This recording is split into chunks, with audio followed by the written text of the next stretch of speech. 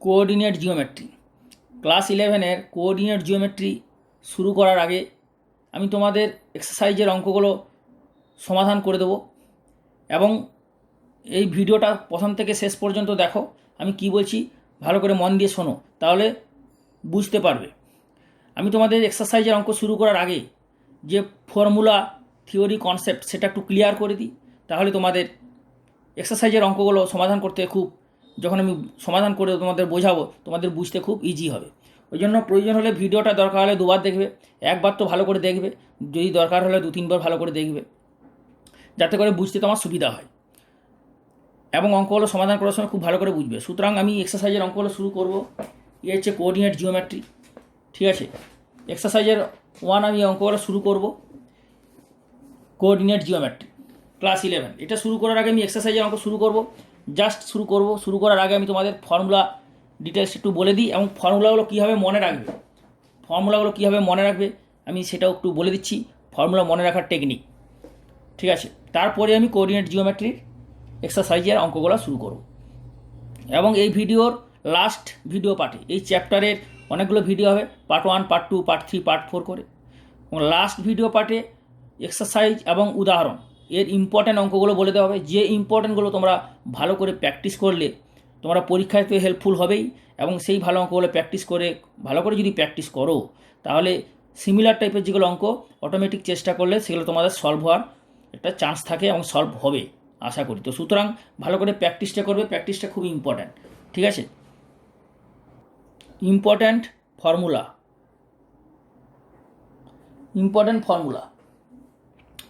এই ইম্পর্ট্যান্ট ফর্মুলাগুলো আমি বলছি এবং এগুলো বুঝিয়ে দিচ্ছি কীভাবে ফর্মুলাগুলো মনে রাখবে।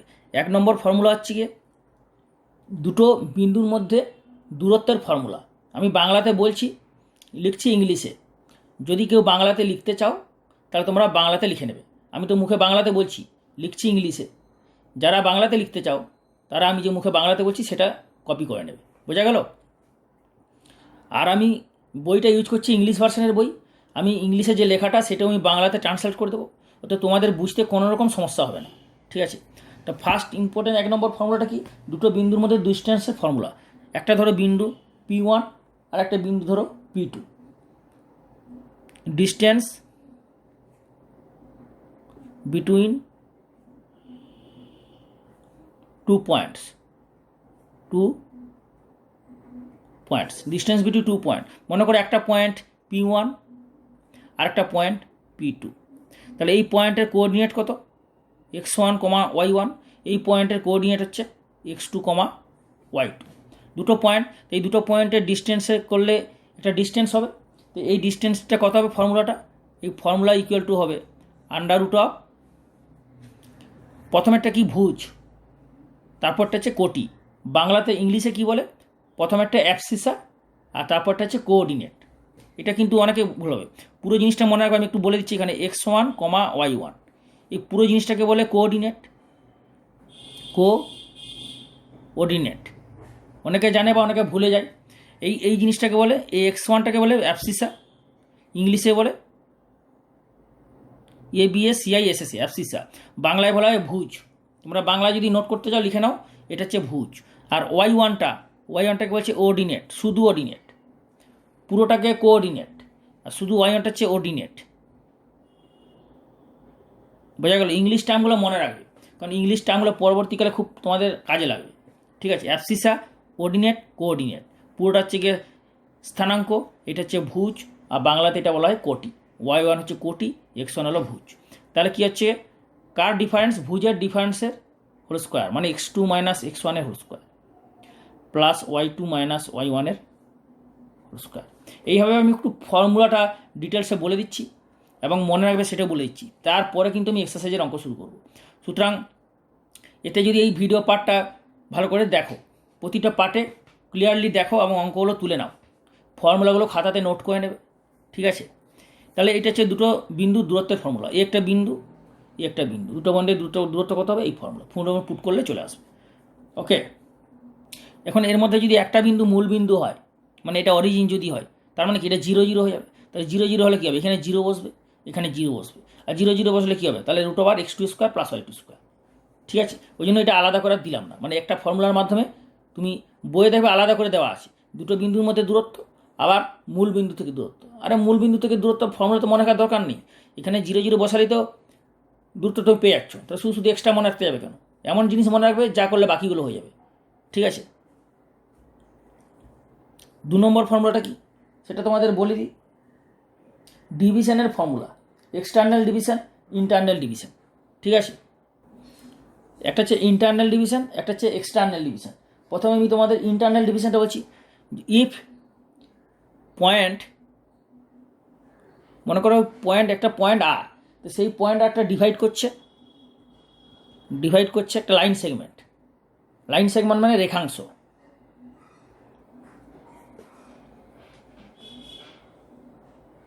Line segment P Q. তা এই লাইন সেগমেন্ট পি কিউ মানে এখান থেকে পি, এখান থেকে কিউ, তাহলে পি থেকে কিউ লাইন সেগমেন্টকে আর পয়েন্টটা ডিভাইড করছে ইন্টারনালি।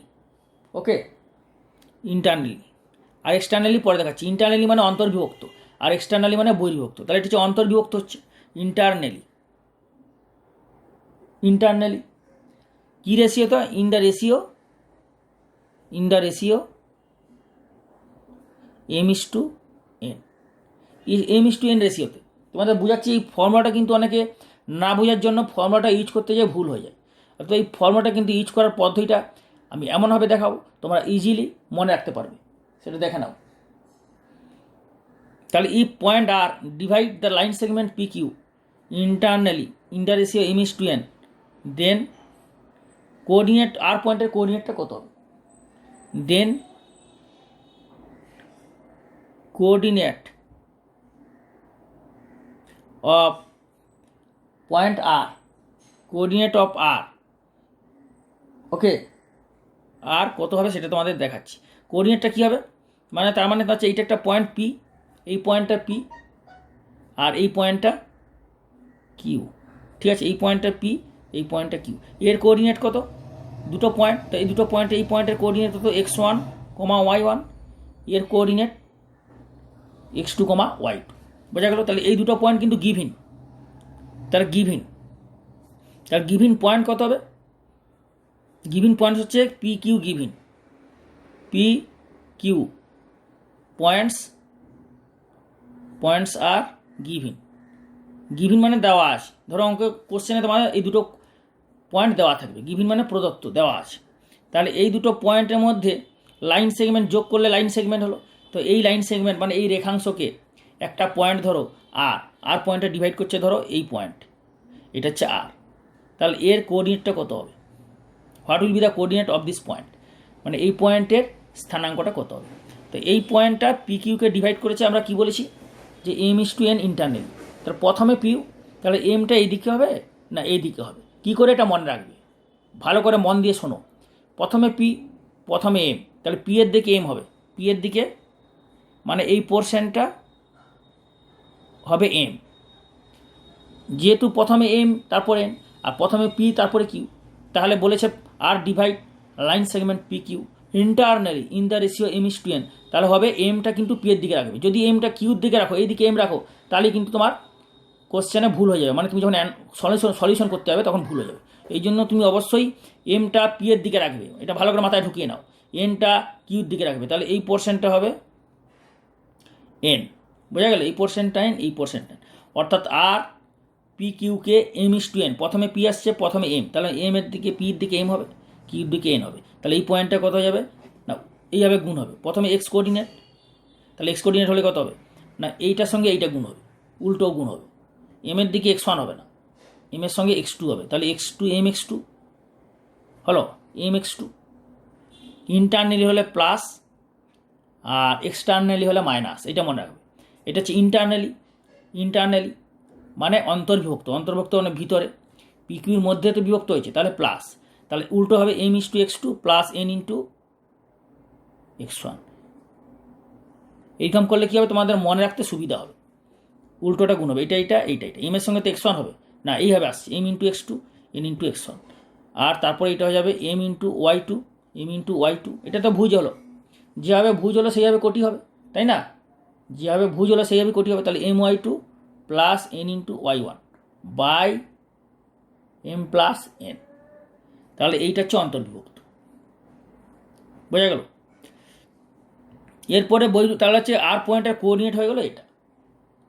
এরপর ধরো যদি এটা মিড পয়েন্টে হতো, মিড পয়েন্ট মানে কি এম আর এনটা সমান, তার মানে কি যদি mid point if mid point R is mid point, তাই না? যদি মিড পয়েন্ট হয় তাহলে কত হবে? এম ইকুয়াল টু এন হবে, অর্থাৎ M by N equal to কত? 1/1, মানে 1:1। তো তখন কত হবে? এই জিনিসটা এম এনটা সমান হয়ে যাবে। তাহলে এম এনটা যদি সমান হয়, এম এনটা এখানে কত হবে? এম প্লাস এম, 2m হয়ে যাবে। আর এনটার জায়গায় এম বসালে এম কেটে যাবে, তার মানে তখন এইটা হয়ে যাবে x2 plus x1/2 y2 plus y1/2। এইটা হচ্ছে মধ্যবিন্দু। মানে আরটা যদি পিকিউকে মধ্যবিন্দুতে ছেদ করে সেন্টারে, তাহলে এটা যাবে x2 plus x1/2 y1 plus y2/2। কারণ এইখান থেকে এটা আসছে। কারণ দেখো না, এনের জায়গায় এম বসাও, এম কমন চলে যাবে বাইরে, আর এম প্লাস এম 2m, তাহলে এম কেটে যাবে, তাহলে x2 প্লাস x1/2। সিমিলারলি এটা বোঝা গেল। এরপর আমি দেখাবো তোমাদের যখন এক্সটার্নালি ডিভাইড করছি, এটা কি হচ্ছে? আর পয়েন্টটা পিকিউর মধ্যে কোনো একটা জায়গায় ডিভাইড করছে। এরপর আর পয়েন্টটা তো পিকিউটাকে এখানেও ডিভাইড করতে পারে, মানে এই পিকিউ রেখাংশটা যদি বাড়াও, যদি এক্সটেনশন করো, তাহলে সেটা কত অনুপাতে ডিভাইড করবে সেইটা। এইটা তো তবুও মনে রাখা সোজা, কিন্তু এক্সটার্নালিটাতে অনেকে গুলিয়ে যায় যদি বহির্বিভক্ত হয়। আমি এটা দেখাচ্ছি পরের পেজে, ঠিক আছে? দেখো, ইফ পয়েন্ট আর ডিভাইডস, ঠিক আছে, ভালো করে দেখে নাও, divides the line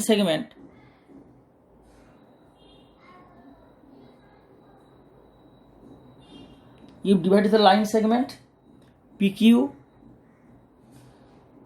externally মানে বহির্বিভক্ত, মানে বাইরে বিভক্ত করতে। আগেরটা কী হয়েছিল তোমায় দেখাচ্ছি, জিনিস বুঝতে পারবে। আগেরটা ছিল ইন্টারনালি, মানে এর মধ্যে, তাই না? কিন্তু এখন এটা হচ্ছে গিয়ে বাইরে করবে, এক্সটার্নালি, পিকিউর বাইরে। আমি বোঝাচ্ছি, তোমাদের বোঝাচ্ছি। এক্সটার্নালি কী রেশিওতে? সেম রেশিওতে। In the ratio, same ratio মানে আগে কত করেছিলাম? m:n, তাহলে এখানেও করলাম m:n। দেন তাহলে এর কোঅর্ডিনেটটা কত হবে? এটা হচ্ছে ব্যাপারটা। দেন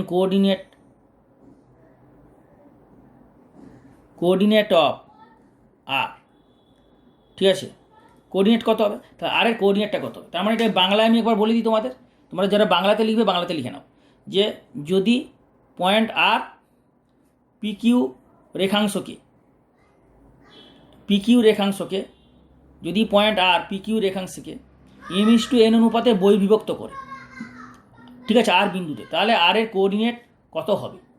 আর এটা বাংলাতে কী হবে না, যদি আর পয়েন্টটা পিকিউ রেখাংশের মধ্যবর্তী কোনো অংশে যদি ইন্টারনালি মানে অন্তর্বিভক্ত হয় আর বিন্দুতে m:n অনুপাতে, তাহলে আর বিন্দুর কোঅর্ডিনেট হচ্ছে এটা, ঠিক আছে? তাহলে আর এর কী হবে? এখানে এই সেম কেস, এটা ধরো পি আর এটা কিউ, ঠিক আছে? পিটা কত? x1 y1, কিউটা কত? x2 y2। এটা ভালো করে বুঝো, কিন্তু এটা কিন্তু অনেকের মানে ভুল হয়ে যাওয়ার চান্স থাকে, মানে ভুল হয়ে যায় অনেকের, কারণ এক্সটার্নালি করছে তো এখানে মাইনাস হবে। কী করে মাইনাসটা কার সঙ্গে গুণ হবে দেখে নাও। তাহলে কি বলেছে? যে আর পয়েন্টটা পিকিউ রেখাংশকে যোগ করো। তাহলে আর এই পয়েন্টে ধরো, এই পয়েন্টটা আর, তাই এই পয়েন্টটার কোঅর্ডিনেট কত হবে? তাহলে এইটা বাড়ালে, তাহলে এখানে কি বলেছে? তাহলে এটা কি হবে না, বলেছে আর এটা ডিভাইড করছে কাকে? পিকিউকে। কি রেশিওতে? আর ডিভাইড করছে পিকিউকে m:n রেশিওতে। তাহলে যেহেতু আর ডিভাইড করছে পিকিউকে m:n রেশিওতে, তাহলে এইখান থেকে পুরোটা নেবে m। বোঝা গেল? আর ডিভাইড করছে পিকিউকে m:n রেশিওতে, তাহলে পুরোটা নেবে m, আর এই পোর্শনটা হবে n। এইটা কিন্তু ভালো করে মনে রাখো, পুরোটাকে m ধরবে, এটাকে n ধরবে। তাহলে এর কোঅর্ডিনেট হয়ে যাবে আর পয়েন্টের, এই আর পয়েন্টের কোঅর্ডিনেট কী হবে? আর পয়েন্টের কোঅর্ডিনেট হবে, যেহেতু এটা n এদিকে, তার মানে n এর সঙ্গে কি এটার গুণ হবে, আর mটা n এইদিকে, তার মানে mটা ধরে নেবে এইদিকে, ভালো করে দেখো, এনটা এই দিকে তো, মানে এই পয়েন্টের দিকে। আর তাহলে এনটা যদি এই পয়েন্টের দিকে হয় তার মানে কি এনটা গুণ হবে এর সাথে। আর এমটা যদি এদিকে হয় তাহলে এমটা হচ্ছে এইদিকে, এমটা হচ্ছে এইদিকে। তাহলে এমটা যদি এদিকে হয় এমের সঙ্গে গুণ হবে এইটা, অর্থাৎ তাহলে এম এক্স টু, আর এন এইদিকে তাহলে এর সঙ্গে গুণ হবে, মানে minus N X one by M minus N. বোঝা গেল? আর একবার বলছি শোনো, এম পুরোটা ধরেছো, এন ধরেছো এই দিকটা, তাহলে এন যদি এই দিকটা হয় মানে এইখানে, তো এন যদি এদিকে হয় তাহলে এনের সঙ্গে এর গুণ হবে উল্টো দিকে, যেমন আগে একটা বোঝালাম। আর এম হচ্ছে পুরোটা, তো এন যদি এদিকে হয় এমটা হচ্ছে এইদিকে, তাহলে এম এর সঙ্গে এর গুণ হবে, এনের সঙ্গে এর গুণ হবে, তাহলে এম এর সঙ্গে যদি এর গুণ হয় তাহলে এম এক্স টু, আর এনের সঙ্গে এর গুণ হবে, তার মানে এন এক্স ওয়ান বা এম এক্স ওয়ান। আর সিমিলারলি তাহলে এটা কত হবে, এম মাইনাস এন হবে, আর এখানে এম হবে, এখানে মাইনাস হবে, এন হবে। এখানে এক্সের জায়গায় ওয়াই টু বসিয়ে দাও, এখানে এক্সের জায়গায় ওয়াই ওয়ান বসিয়ে দাও। বোঝা গেল? মানে এইটা হলে এইটা এক্সের জায়গায় ওয়াই বসিয়ে দিলে এটা চলে আসছে। আর নাহলে তুমি এখান থেকে যদি দেখো তাহলে ওইভাবেই হবে, কী হবে না, এম এই দিকে তাহলে এম ইন্টু ওয়াই টু, আর এন এই দিকে তাহলে N into Y one by M minus N. বোঝা গেল? তো সুতরাং এইটা ভালো করে মনে রাখবে যে আর পয়েন্টটা পি কিউকে এম ইস টু এন অনুপাতে বহির্বিভক্ত করছে, আর পয়েন্ট পি কিউ রেখাংশকে, লাইন সেগমেন্টকে এম ইস টু এন রেশিওতে এক্সটার্নালি ডিভাইড করছে। এক্সটার্নালি মানে বহির্বিভক্ত করছে, এই যে পি কিউটাকে তুমি বাড়ালে, এতখানি বাড়ালে, এখানে বিভক্ত করেছে। তাহলে কী রেশিওটা করবে, এম হবে, পুরোটা কিন্তু এম হবে, এইটা কিন্তু এম না। যদি এইটা এম দাও তাহলে তোমার ভুল হয়ে যাবে, সলিউশান সমাধান ভুল হবে। ওই জন্য এমটা ধরবে পুরোটা, এখান থেকে এইটা ধরবে এন। ঠিক আছে? এত সুন্দর করে বুঝালাম, বারবার বলে বুঝালাম, পুরো ক্লিয়ার বুঝতে পেরেছো আশা করছি। তোমরা প্রতিটা ভিডিও ভালো করে দেখবে, এই জন্য প্রতিটা ভিডিও আমার ফার্স্ট থেকে শেষ পর্যন্ত দেখবে। আমি এক্সারসাইজের অঙ্ক শুরু করব অবশ্যই, প্রতিটা চ্যাপ্টারে যেমন ফর্মুলা থিওরি সুন্দর করে বোঝানোর পর এক্সারসাইজের অঙ্ক শুরু করছি, সেইভাবে আমি এক্সারসাইজের অঙ্ক এই চ্যাপ্টারেও শুরু করব। কিন্তু তার আগে ফর্মুলা থিওরিটা একটু কনসেপ্টটা ক্লিয়ার করে দিই, ফর্মুলাগুলো বুঝিয়ে দিই, ফর্মুলাগুলো কীভাবে মনে রাখবে সেটারও টেকনিক বলে দিই, তারপরে এক্সারসাইজের অঙ্ক শুরু হবে। এই জন্য প্রতিটা ভিডিও পার্ট ভালোভাবে দেখবে। এখনও যারা পর্যন্ত সাবস্ক্রাইব করনি, সাবস্ক্রাইব করে বেল আইকনের অল দাওনি, তারা ইমিডিয়েট, দেরি না করো, পরে করবো স্যার, পরে করে দেবো, পরে করবো করতে ভুলেই যাবে। ওই জন্য সাবস্ক্রাইব করে ইমিডিয়েট, দেরি না করে সাবস্ক্রাইব করে বেলের অলটা দিলে তোমরা বিভিন্ন চ্যাপ্টারের ভিডিও পার্টগুলো আপলোড হলেই তোমরা মেসেজ পাবে। ঠিক আছে? এর জন্য totally free of cost, subscribe করতে কোনো পয়সা লাগে না। ঠিক আছে? তাহলে তোমার মেসেজ পেয়ে যাবে নিজের সময় মতো ভিডিওগুলো দেখে, এবং প্রতিটা ভিডিও কমপ্লিটলি দেখবে। যদি প্রয়োজন হয়, দরকার হয়, একটা ভিডিও এক দুবার দেখবে, তাহলে কনসেপ্টটা পুরো ক্লিয়ার হয়ে যাবে। ঠিক আছে? কনসেপ্ট ক্লিয়ার হলে তোমার অঙ্কগুলো করতে সুবিধা হবে। বোঝা গেল? এবং এটা বেশি করে শেয়ার করবে। এই ইনফরমেশান এই চ্যানেলে এইসব করানো হচ্ছে, মাধ্যমিক 11, 12 জয়েন্ট সমস্ত ক্লাসের করানো হয়, কলেজেরও করানো হয়, ইঞ্জিনিয়ারিং কলেজ, জেনারেল কলেজ। তো সুতরাং এই ইনফরমেশান তোমাদের সমস্ত বন্ধুদের শেয়ার করবে, যারা সিনিয়র দাদা আছে ওদের শেয়ার করবে, যারা জুনিয়র্স আছে তাদেরও শেয়ার করবে, যাতে সবাই হেল্পফুল হয়। ওকে? আর তোমাদের আমি 1 নম্বর ফর্মুলা বললাম, 2 নম্বরে বললাম ইন্টারনাল ডিভিশন, এক্সটার্নাল ডিভিশন, অন্তর্বিভক্ত বহির্বিভক্ত, তাই তো? এরপর আমি বলবো ফর্মুলা নাম্বার 3। ফর্মুলা 3টা দেখে নাও। ফর্মুলা 3 হচ্ছে গিয়ে একটা ট্রায়াঙ্গেলের 3টে পয়েন্টের কোঅর্ডিনেট দেওয়া আছে। ধরো একটা ট্রায়াঙ্গেল, একটা ট্রায়াঙ্গেল, আমি ডায়াগ্রামের মাধ্যমে বোঝাচ্ছি, তোমাদের মনে রাখতে খুব ইজি হবে। একটা ট্রায়াঙ্গেল, যে কোনো ট্রায়াঙ্গেল হতে পারে, এনি ট্রায়াঙ্গেল, 3টে তো ভার্টেক্স থাকবে। ধরো এই ভার্টেক্সটা হচ্ছে গিয়ে x1, y1, মানে 1 নম্বর পয়েন্ট। এটা ধরো b, x2, y2, এটা ধরো c, x3, y3, a b c 3টে পয়েন্ট, 3টের কোঅর্ডিনেট দিয়ে দিলাম। এটা 1 নম্বর পয়েন্ট, x1, y1, এগুলো বলে সাফিক্স 1, x2, y2, মানে এটা 2 নম্বর পয়েন্ট। এইটা 3 নম্বর পয়েন্ট, মানে x3, y3। 3টে কোঅর্ডিনেট ভার্টেক্সের শীর্ষবিন্দুর, এই ত্রিভুজের 3টে শীর্ষবিন্দুর 3টে কোঅর্ডিনেট দেওয়া আছে। ঠিক আছে? তাহলে যদি এই ত্রিভুজের 3টে শীর্ষবিন্দুর 3টে স্থানাঙ্ক দেওয়া আছে, অর্থাৎ 3টে ভার্টিক্সের ট্রায়াঙ্গেলের 3টে ভার্টিক্সের 3টে কোঅর্ডিনেট দেওয়া আছে, তাহলে এর ভরকেন্দ্র কত হবে? ভরকেন্দ্রকে ইংরেজি বলা হয় সেন্ট্রয়েড। ঠিক আছে? সেন্ট্রয়েড, বোঝা গেল? তাহলে centroid of this triangle of this triangle delta A B C. তাহলে এই বি সি ট্রায়াঙ্গেলের সেন্ট্রয়েড কত হবে? সেন্ট্রয়েড কত হবে মানে সেন্ট্রয়েডের কোঅর্ডিনেটটা কত হবে? না সেন্ট্রয়েড হবে এই তিনটে যে ভুজ আছে না, x1 x2 x3, এই তিনটের গড় হবে, মানে x1 plus x2 plus x3 by কত, গড় হলে 3 হবে, তিনটে আছে 3 দিয়ে ভাগ হবে। আর সিমিলারলি এক্সের জায়গায় y বসিয়ে দাও, y1 y2 y3, মানে এক্সের গড় হবে, তিনটে ভুজের গড় হবে, তিনটে কোটির গড় হবে। বোঝা গেল? মানে অ্যাবসিসার তিনটে গড় আর তিনটে ওর্ডিনেটের গড়, ভুজের গড় কোটির গড়। তাই এইটা হচ্ছে গিয়ে সেন্ট্রয়েড অর্থাৎ ভরকেন্দ্র স্থানাঙ্কের ফর্মুলা। এটা হচ্ছে ভরকেন্দ্র কোঅর্ডিনেটের স্থানাঙ্কের ফর্মুলা। তোমরা যদি কেউ বাংলাতে লিখতে চাও, আমি তো বাংলাতে বলছি, বাংলাটা লিখে নাও, আমার কথা শুনে বাংলাতে তোমরা লিখে নাও যারা বাংলাতে লিখবে। তবে ইংলিশ টার্ম এইটা মনে রাখবে, সেন্ট্রয়েড, কারণ ইংলিশ টার্মগুলো কিন্তু পরে কাজে লাগবে। সেন্ট্রয়েড মানে ভরকেন্দ্র। এরপর 4 নম্বরে চলে আসো। 4 নম্বর এখানে জায়গা নেই, পরের পেজে করাচ্ছি আমি তোমার, ঠিক আছে, পরের পেজে করাচ্ছি। এরপর হচ্ছে ইন সেন্টার মানে অন্তঃকেন্দ্র। তাহলে তোমাদের আমি বলে দিই, যেমন ধরো একটা ট্রায়াঙ্গেল, একটা ট্রায়াঙ্গেল, ঠিক আছে, এটা হচ্ছে in centre of a triangle, in centre of a triangle. ঠিক আছে, এটা ভালো করে বোঝো, আমি বোঝাচ্ছি, ভালো করে বুঝে নাও, কারণ এটা ভালো করে যদি কনসেপ্টটা ক্লিয়ার হয়ে যায়, এর ডেফিনেশন মানে সংজ্ঞাটা, ইন সেন্টার অফ এ ট্রায়াঙ্গেলটা কি, একটা ত্রিভুজের অন্তঃকেন্দ্র। এটা কি না, এটা একটা ত্রিভুজ, তোমাদেরকে বুঝিয়ে দিচ্ছি ব্যাপারটা, যে ডেফিনেশনটা বাংলাতে বলছি, বুঝে দিচ্ছি, বোঝে নাও, লিখছি ইংলিশে। In centre of a triangle হচ্ছে একটা ত্রিভুজ। তো এই ত্রিভুজের এই যে তিনটে কোণ আছে, একটা কোণ, একটা কোণ, তিনটে কোণ, তিনটে কোণের মধ্যে যে কোনো দুটো কোণ, যে কোনো দুটো কোণের সমদ্বিখণ্ডক।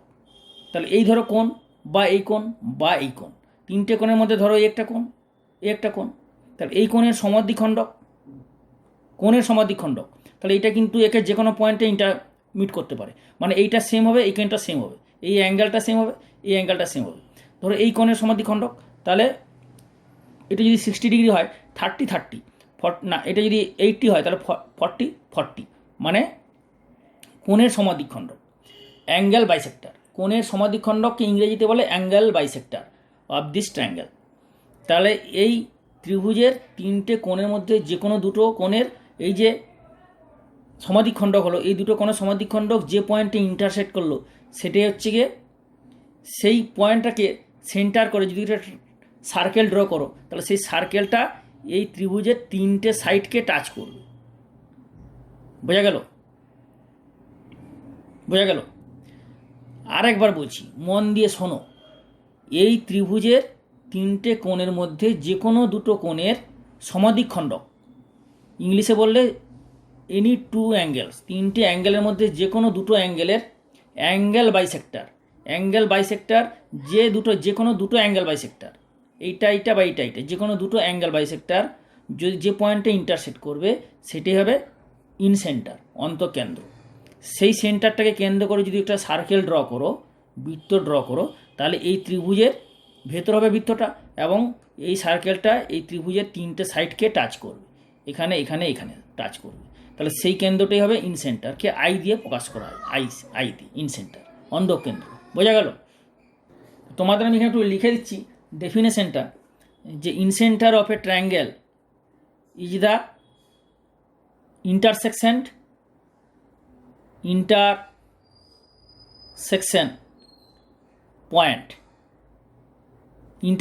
Point of any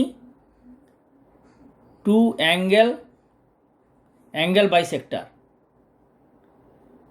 of any two angle bisectors out of three angles, মানে যে কোনো তিনটে অ্যাঙ্গেলের মধ্যে যে কোনো দুটো অ্যাঙ্গেলের বাইসেক্টর যে পয়েন্টে ইন্টারসেক্ট করবে, is intersection point of any two angle bisectors of three angles, okay, is called in centre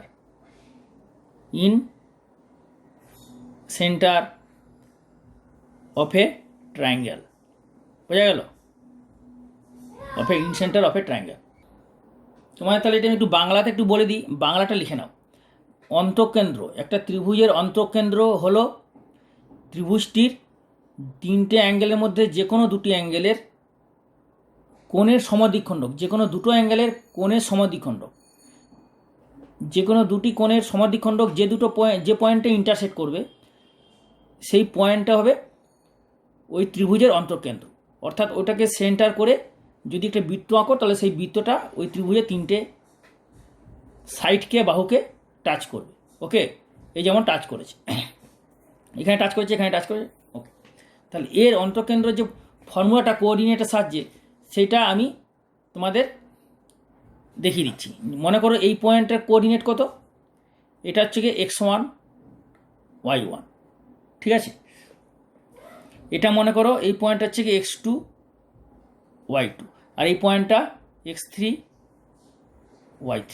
তাহলে 3টে পয়েন্ট হলো x1 y1, x2 y2, x3 y3। বোঝা গেল? এখন এই পয়েন্টে যে 1 নম্বর পয়েন্ট, তা এই পয়েন্টে তুমি যদি নাম দাও এ বি সি, তাহলে এ পয়েন্ট, তাহলে এর অপোজিট সাইড হচ্ছে এটাকে আমি ধরলাম স্মল এ। বোঝা গেল? এইটা বি পয়েন্ট, ভার্টেক্সগুলোকে ক্যাপিটাল লেটার দিয়ে ডেনোট করাচ্ছে, মানে বড় অক্ষর দিয়ে। তাহলে এর অপোজিট সাইড স্মল বি, এর অপোজিট সাইড স্মল সি। তাহলে এই ইন সেন্টারের কোঅর্ডিনেটটা হবে, মানে অন্তঃকেন্দ্রের কোঅর্ডিনেট হবে, মনে রাখবে। তাহলে এর কোঅর্ডিনেটটা কত হবে? অন্তঃকেন্দ্র কোঅর্ডিনেট হবে, মনে রাখবে, x1 ইন্টু এ, মানে অপোজিটে গুণ হবে। তাহলে x1 ইন্টু এ, আবার x2 into B plus x2 into C. তাহলে যখন এক্স কোঅর্ডিনেট হবে তখন কি হবে? একটা এক্স কোঅর্ডিনেট, একটা ওয়াই কোঅর্ডিনেট। বোঝা গেল? এক্স কোঅর্ডিনেট যখন হবে তাহলে এ ইন্টু x1, তাই না? তাহলে এ ইন্টু x1, তারপর এর পরে যেটা কখন হবে বি, তাহলে B into x2 plus C হবে এরপরে, মানে বাহু সি ইন্টু x3 বাই কী হবে না, বাই হয়ে যাবে এ প্লাস বি প্লাস সি। এরপরে সিমিলারলি এটা কত হবে? এ ইন্টু, এটা এক্স কোঅর্ডিনেটগুলো, তাহলে ওয়াই হলে যখন হবে কত, A into y1 plus B into y2 plus C into y3 by A plus B plus C. বা এভাবেও মনে রাখতে পারো যে এক্সের জায়গায় জাস্ট ওয়াই বসিয়ে দিবে, এক্সের জায়গায় ওয়াই বসিয়ে দিলে পুরো যেমন আছে তেমন এখানে বসবে, এক্সের জায়গায় শুধু ওয়াই বসিয়ে দিবে। তার মানে অপোজিটগুলো গুণ হচ্ছে, A into x1 plus B into x2 plus C into x3 গুণ হয়ে এইভাবে আসছে। এটা তোমরা মনে রাখবে। এটা হচ্ছে অন্তঃকেন্দ্র, খুব ইম্পর্টেন্ট ফর্মুলা, ঠিক আছে। তাহলে আমি তোমাদের এখানেই করছি, পরের ভিডিও পার্টে এটা কন্টিনিউশন হবে, বাকি যে ফর্মুলাগুলো আছে সেগুলো কন্টিনিউশন হবে হয়ে ফর্মুলা ডিটেলসটা আমি বলে দিই, কারণ এইগুলো না জানলে তোমরা এক্সারসাইজের অঙ্কগুলো করতে পারবে না। সুতরাং এক্সারসাইজে অঙ্ক করতে হলেই কনসেপ্টটা পুরো ক্লিয়ার করে নাও, এবং ভিডিওটা যা বললাম প্রথম থেকে শেষ পর্যন্ত খাতায় নোট করে ভালো করে বুঝে নাও। দরকার হলে ভিডিওটা 1 থেকে 2 বার দেখো, তাহলে কনসেপ্টটা ক্লিয়ার হবে, ঠিক আছে। এইভাবে আমি প্রতিটা ভিডিও ক্লিয়ার করে বোঝাবো, বুঝিয়ে অঙ্কগুলো সমাধান করে দেওয়া হবে, এবং লাস্ট ভিডিও পার্টে এক্সারসাইজ এবং উদাহরণের ইম্পর্টেন্ট অঙ্ক বলে দেওয়া হবে। সুতরাং প্রতিটা ভিডিও ভালো করে দেখো। যারা সাবস্ক্রাইব করনি এখনও পর্যন্ত, ইমিডিয়েট দেরি না করে সাবস্ক্রাইব করে বেলের অলটা দিয়ে দাও, এবং share this information with all your friends, juniors, seniors. Okay, thank you, have a good day.